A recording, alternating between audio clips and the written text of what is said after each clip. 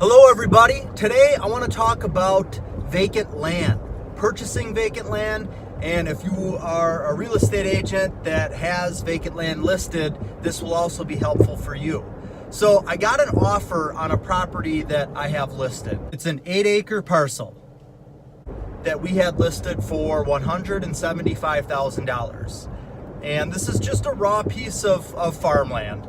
It's very nice. It's rolling. It's got, wood surrounding it. There's no wetlands on it. You can put your house anywhere on that property that you want. So it's what I would consider a prime building site. And in the area that I'm from, if you're going to take a piece of land, like a big chunk of land, and you're going to split off a piece to build upon, it has to be a minimum of 5 acres. Unless you're doing a subdivision, and that's a whole nother game. But if you've got farmland, acreage, you want to split it off and sell it as a buildable piece, 5 acres is the minimum. We have this property listed for $175,000, which I feel, I did my research, I looked at what's currently for sale out there. I'm very familiar with vacant land, and 5 acres in particular, because we build on a lot of 5-acre parcels. I live on one, so I'm very familiar with what market rate is and how to price this accordingly. So we get an offer for $125,000, and that's definitely a ways apart. So myself, as the realtor, went to the seller and told them that we have an offer for $125,000. And my advice was to counter back at $170,000. So, about $5,000 off of the list price. That way we're telling the buyer, hey, we're way far apart here. We're not coming down anywhere close to that. Just kind of giving them an idea that we're going to be sticking pretty close to the list price. So then the buyer, sometimes you get people who are just trying to steal and make what's called a lowball offer. They see something and they're like, well, what the heck, we'll just offer. This wasn't like that at all. Because when you have that scenario, sometimes it kind of ekes the seller, and they may not even want to respond back with any type of a counter there.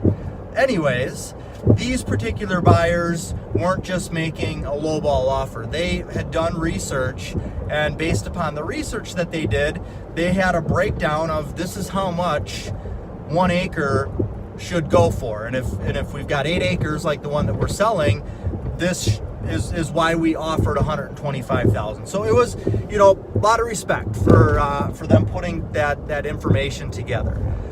So then what do? If you're a listing agent and you're way far apart on the price there, maybe they'll come up, maybe they won't. The odds are probably pretty low that they're not going to come up. They're pretty adamant in, the email that they sent over, and it was a super long email. They had a couple comparisons, the way that they came up to the certain amount per acre, and they basically said that we aren't prepared to pay anywhere close to what the list price is because of this.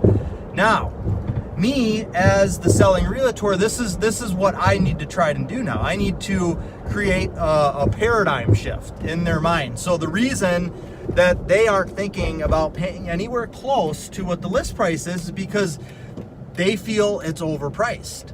They don't want to overpay for a piece of property. That would be foolish to do that. I wouldn't do that.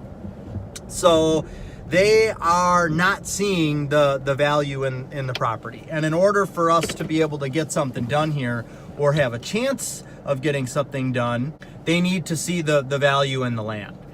So this is going to be helpful if you are somebody that's looking for vacant land, so that you're not overpaying. And if you're selling it, this is what you should do. So I had to spend about a half hour doing my own research. So I took the comparison that they sent, and this was a single family property. It was 13 acres. It had an old house on it, 3 outbuildings, an old barn on it, and they said, okay, this property was purchased for $201,000 just recently. And yes, we know that they had to tear down what was on the property in order to be able to build upon it, but they divided $201,000 by 13, and that's how they came up with their price per acre. Well, I actually walked that property a while back, and the house that was on there was a home in distress. It was a foreclosure. So right off the bat, any property that's being sold as a foreclosure is typically being sold below the actual market value. So number one right there, the price that the property sold for is way under market value because it was in the foreclosure process. You know, anytime I'm doing a market analysis and I'm trying to put a value on a piece of land, a house, whatever it may be, you don't use foreclosures because it's not an accurate reflection of what the market was. So that was number one. So that was the first thing that I found. So I, put my response together and I said, first of all, this is a foreclosed piece of property. So it sold for under what the actual market rate was. Number two, I actually walked through the house. And there were 3 outbuildings plus this old barn that were on the property. So there's going to be probably $15,000 of demolishing all of this, getting rid of everything that's there. And, the other thing that they brought up was that there's already a septic system and a well on the property. And there's already gas and electric run to it. So you got to you have to eliminate each one of those obstacles, we'll call them. So number one, the septic system. Yes, there is a septic system there, but it was so old that it was non-conforming. So whoever's going to build there would need to put in a new one anyways. Number two, the well, same thing. If you're building a new house, you're going to want a new well pump. You're not going to want to hook up to a 150-year-old well that's there because things are just a lot different now. Technology's better. Number three, the electric. There was electric there, but it was overhead. So there's a pole at the road and then an overhead line that ran to the house. And that's how they used to do it way back in the day. Well, they don't do that anymore because if you get a tree branch that falls on it or whatever it is, you're going to lose power there. So they run everything underground now. So that would need to be redone anyways.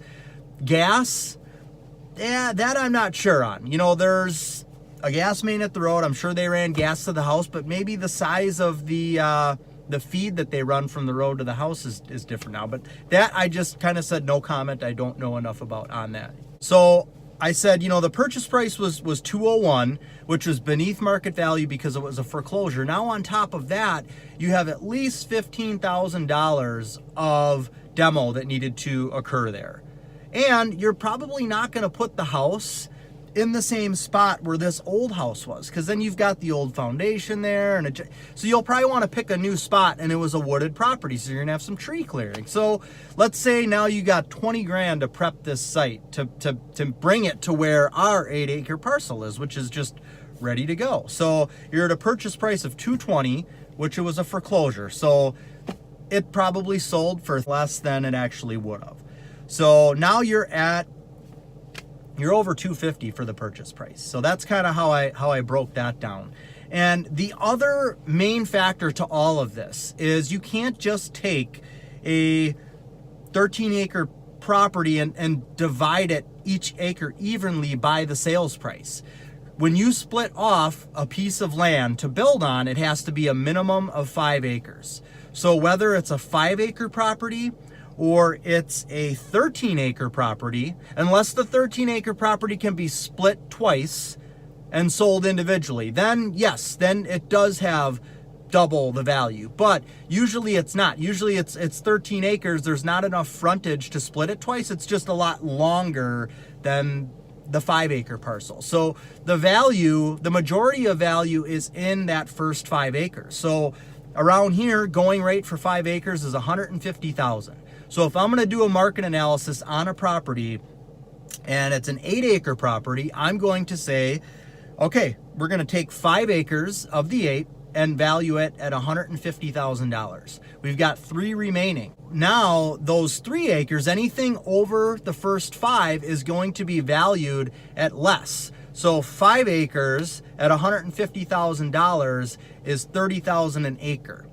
So now if I've got a 6-acre property, that doesn't mean that I add another 30 grand and now I'm at 180,000. Once you get over 5 acres, that 6th, that 7th, 8th, 9th, 10th, whatever it may be, they are not valued as much as the initial first 5. So then I had to tell them that, hey, the values in the 5, you have to look at the 5 acres out of that 13 almost by itself and put a value of 150 on that. And I was able to prove that because I sent along a bunch of listings that are currently active on the market that were all right around that price point, 150 for 5 acres. So I was able to say this is what market rate is for 5 acres. Now we've got our 150 for the 5. We're going to add this, this, and this onto 150 for the 8 acres, and that's how I came up with my price. And then I ended it with saying, I can honestly tell you that if you buy this property for $170,000, you will not be overpaying. And if something happened where you purchased the property and you needed to turn around and sell it right away, I have no doubt that we could sell it for $170,000.